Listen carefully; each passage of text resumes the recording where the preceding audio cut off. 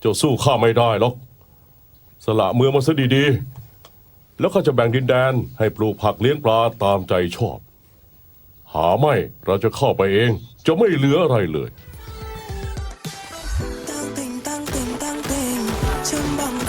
chân tình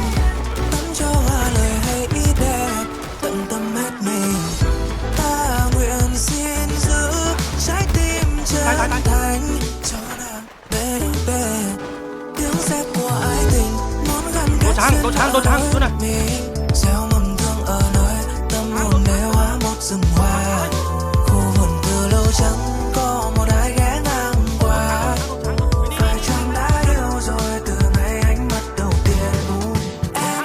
là ai khiến lòng anh xin em bao nhiêu ngày qua trông em cứ dễ thương như bông hoa nhỏ xinh anh muốn bưng về nhà muốn chở che và ôm em vào lòng mỗi khi đêm về hãy để anh được bên nàng chăm cho đóa hoa nở muôn ngàn baby when I see you